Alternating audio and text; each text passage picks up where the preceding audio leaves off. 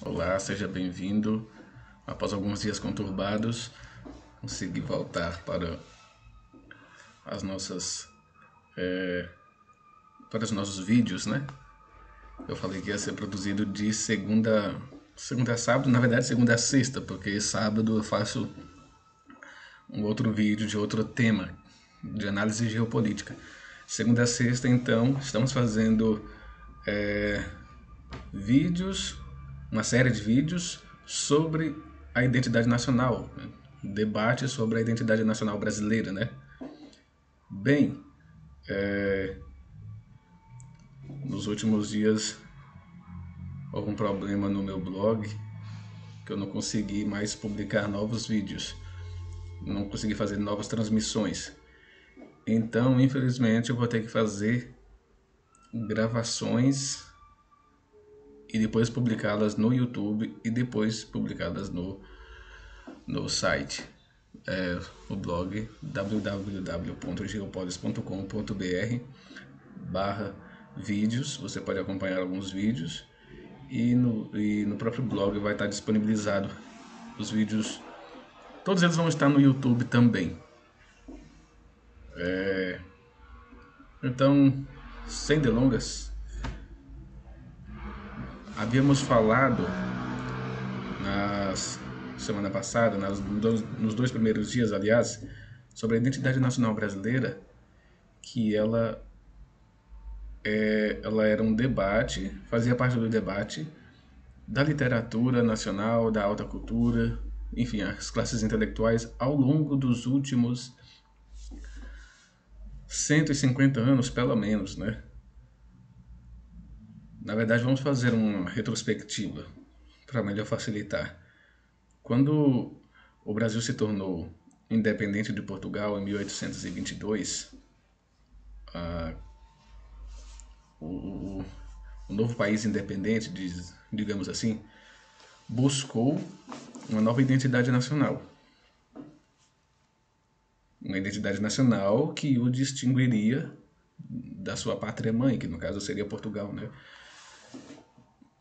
Esta busca da identidade nacional, então forjada para criar aquele sentimento de nacionalidade dos brasileiros para com o país, houve diversos segmentos, houve diversos interesses, diversos processos, houve diversos movimentos e diversas, vamos dizer assim, não houve propriamente escolas. Acho que no Brasil não houve propriamente escolas literárias ou filosóficas, não sei se poderia falar assim. Houve, sim, importação de movimentos artísticos, literários da Europa, dos Estados Unidos, da Europa sobretudo, que foram incorporados no Brasil e levemente adaptados. Mas, na verdade, tudo no Brasil foi assim, né? Tudo sempre foi muito adaptado. E como o Brasil ainda era um país ainda por se fazer, vamos dizer assim, a identidade nacional ainda estava por se construir. Quando o Brasil se tornou independente, qual era a única, vamos dizer, a única força motriz para criar este joguete, criar essa perspectiva nacional? No caso, a contraposição Brasil e Portugal. A contraposição Brasil-Portugal foi, então, vamos dizer assim, esse primeiro aspecto fundamental. Senhora, se nós estamos nos tornando independentes de Portugal, nós precisamos mostrar para as pessoas por que nós devemos nos tornar independentes de Portugal. Então, daí vem a questão do discurso. O discurso, né? Qual discurso é esse? O discurso de que Portugal nos escravizou, nos colonizou, nos dominou e precisamos nos tornar independentes, serem livres, serem grandes de Portugal, porque somos um país grande, com muitas riquezas, um território grande, não sei o quê. Todas essas coisas que, na verdade, veja só, elas estão até hoje aí. Elas estão impregnadas até hoje. Se você pensar bem, quantas pessoas hoje têm uma certa antipatia por Portugal e quando você vai perguntar para elas assim, por que você não gosta de Portugal? Aí eles vão falar, porque Portugal nos explorou. Portugal nos explorou, nos escravizou, fez isso, fez aquilo. do passado. Assim, isso há 200 anos atrás. Assim, o que tem a ver Portugal de hoje com Portugal de 200, 300 anos atrás? Em termos de seres humanos, pessoas, mudou completamente. Assim, mas eles hoje são, eles hoje são ricos por causa do nosso ouro. Assim, que rico, cara pálida. Portugal está na mesma situação que o Brasil, praticamente. Então você não é prova que você não sabe Portugal de hoje para você estar falando dessa ladainha. Portugal é um país belíssimo, mas tem história, tem. Enriqueceu muito, tem. Mas se não fosse Portugal também, não haveria nada do que tem no Brasil. Absolutamente nada. Nenhuma cidadezinha, nenhuma casinha. Haveria apenas as aldeias lá dos índios com as suas ocas. Era isso que você pensava? Eu acho incrível uma coisa assim, abrindo parênteses, acho incrível quando as pessoas criticam Portugal, assim, Portugal nos explorou, assim, peraí. Puxa, quem são seus antepassados? Você não tem antepassados portugueses? Você tem antepassados apenas, sei lá, apenas antepassados negros, apenas antepassados índios? Você tem apenas antepassados italianos? Se você tem apenas antepassados italianos, você não tem nem que reclamar do negócio, porque você chegou mais tarde, né? Você tem apenas antepassados alemães, você não tem nem que reclamar, você chegou depois, quando o Brasil já estava há muito tempo completo. Agora, se você tem apenas antepassados negros, o que é improvável se você não é filho de imigrantes africanos de poucas décadas para cá, muito difícil, então você cai no mesmo jogo. Você não foi escravizado recentemente. Quer dizer, é apenas um discurso retórico. É apenas um discurso retórico, porque a maioria dos brasileiros, querendo ou não, são descendentes portugueses. E mesmo que aqueles que não são frutos, na verdade, dessa relação dos portugueses com a terra do Brasil. A terra do Brasil foi construída, a nação foi construída justamente pelos portugueses. Então, da onde vem esta revolta contra Portugal e os portugueses? Uma revolta que existe até hoje, perdura até hoje, que é vamos dizer assim, uma coisa idiota. É apenas um discurso retórico criado lá no início do século XIX por ocasião da independência do Brasil. Por quê? O Brasil estava se separando de Portugal e estava se desenvolvendo muito bem, obrigado, mas precisava de alguma justificativa para se separar de Portugal. Essa justificativa é de que os portugueses queriam nos explorar, nos dominar. De certa forma, não era de todo mentira, por causa da Revolução do Porto, né? Já são outros 500, como se diz o ditado, já são outros 500. Mas, enfim. Então, você percebe aí como que o discurso linguístico, o discurso retórico, criado no sentimento literário, no sentimento nacional, para provocar um senso de unidade entre as pessoas, ela causa um efeito de longo prazo. Esse discurso começou lá no início do século XIX e ele perdura até hoje, e as pessoas elas têm uma verdadeira ligação para as palavras, como se as coisas fossem realmente como elas estão dizendo, como elas pensam que são. Assim, Portugal explorou tanto o Brasil que ela enriqueceu, assim, mas Portugal não é a primeira potência do mundo. Então, quer dizer, daí você já tira o discurso, né? Assim, pelo menos então parece que o Brasil não era grande coisa, porque se Portugal explorou o Brasil, Portugal não é tão rico hoje assim, então significa que o Brasil não tinha muito a oferecer naquele tempo. E na verdade tinha para oferecer. Mas por que Portugal não é tão rico e por que o Brasil não enriqueceu? Já são outros motivos, não tem nada a ver a respeito de exploração ou não exploração. Entende? Então, quer dizer, é apenas um discurso retórico, é apenas um discurso linguístico. É mal? Bem, pode ser usado para o mal, pode ser usado para o bem, como eu estou falando. Naquela época foi utilizado como uma justificativa para a separação do Brasil e Portugal. Ou seja, quanto mais se separasse de Portugal, culturalmente, intelectualmente, até linguisticamente, melhor seria, porque isso daria um senso de unidade nacional maior. E você percebe que ao longo desses 200 anos, essa contraposição a Portugal foi uma constante. Se não me engano, né, na semana de 22, na famigerada semana de 22, né, de 1922, que parece mais século de 22, né, não semana, de tanto que o negócio afetou negativamente, tinha como, vamos dizer assim, uma das principais características a valorização do que era ser brasileiro e se afastar cada vez mais do que seria português, lusitano. Novamente você tem aqui o discurso retórico, boboca, retórico no sentido de boboca mesmo. Por quê? No Brasil não existiria sem Portugal, ou seja, como que você vai defender o que é próprio do brasileiro, ao mesmo tempo se distanciando do que seja Portugal, sendo que o Brasil, a cultura brasileira, ela é um prolongamento da cultura portuguesa, ampliada, claro, enriquecida com outras culturas, é verdade, mas, mas tem como base um fundamento principal, vamos dizer assim, o background, né, o pano de fundo, o chão, os fundamentos da cultura brasileira, da formação da nacionalidade é portuguesa, é lusitana. Então como que você vai se afastar disso? É como você querer voar e não querer pousar. Não querer pousar. Então, quer dizer, é uma coisa um tanto arriscada. Uma hora você vai se cansar. E eu diria que já está acontecendo isso hoje, né?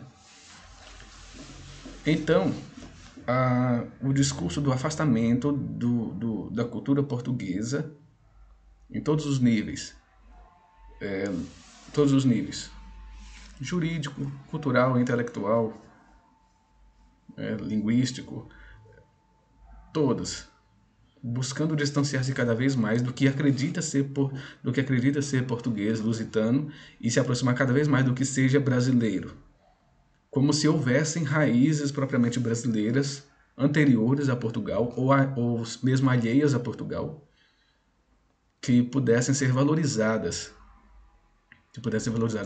Temos aqui. Veja, o Brasil não era, por exemplo, uma Índia. Não era como a Índia, por exemplo. Quando a Inglaterra dominou a Índia já tinha uma história milenar, ali de 3.000 anos, 4.000 anos, com os diversos feitos históricos, principados, né, reinos, impérios que foram ali se formando, inclusive o Império Mogol, que durou vários séculos, enfim. Todas essas coisas poderiam ser valorizadas pelos indianos para se fazer valer diante dos britânicos, dos ingleses, quando os ingleses dominaram. Inclusive, creio que a religião hindu teve um papel fundamental aí um papel fundamental na separação, na busca da independência, na luta pela independência da Índia contra a Inglaterra. Só que a Índia, tal como nós conhecemos hoje, como aquele país enorme, populoso e tudo mais, por exemplo, ele nunca existiu. Nunca, nunca, nunca, nunca. Sempre existiu ali, sim, principados, reinos, impérios distintos, muitas vezes inimigos uns dos outros, com culturas completamente distintas, cada um com sua língua. Ali na Índia, praticamente, posso estar exagerando, mas é quase que cada cidade, cada rincão daquele país é um país diferente, é uma língua diferente, uma cultura diferente, uma religião diferente, que nem fala, diz as más línguas, né, o país dos 1 milhão de deuses. Quer dizer, veja só a complexidade desse país, como que esse país pode ser um só? Simples, construção da identidade nacional. Construção da identidade nacional contra os ingleses. Curiosamente, a língua inglesa é uma das línguas de unificação da nacionalidade, porque, como eu falei, na Índia são milhares de línguas, ainda que exista ali uma língua que seja falada por muitos, não pela maioria, mas falada por muitos, que é o hindi, né? Então, a construção da identidade nacional, ela é quase sempre uma contraposição, ela é a busca de um sentido de oposição a um outro povo que se considera, vamos dizer assim, a outra nação rival. Você pode perceber que quase todos os países, quase todas as nações se formaram mais ou menos dessa maneira. Ele sempre teve algum país da qual eles se rivalizaram, né? Por exemplo, então a Índia dos ingleses, os próprios holandeses, se não me engano, dos ingleses também, os holandeses, na verdade, sobretudo dos dos católicos espanhóis, que foram ali que eles lutaram pela sua independência, se tornaram independentes no fim do século XVI, justamente na época da União Ibérica. Portugal e Espanha, que entraram no embate várias vezes na história, né? Então, sempre a Espanha querendo dominar Portugal, e Portugal sempre lutando pela independência frente a Castela, como assim chamada, né? Ao Reino de Castela. E o Brasil não foi diferente em relação a Portugal, os Estados Unidos em relação à Inglaterra. Então, quer dizer, a formação da nação é uma separação, muitas vezes é a separação embrionária. É uma separação embrionária de um povo que estava incluído dentro de outro povo. Ou seja, é semelhante ao filho que cresce e se separa dos pais porque já cresceu e busca sua própria vida, né?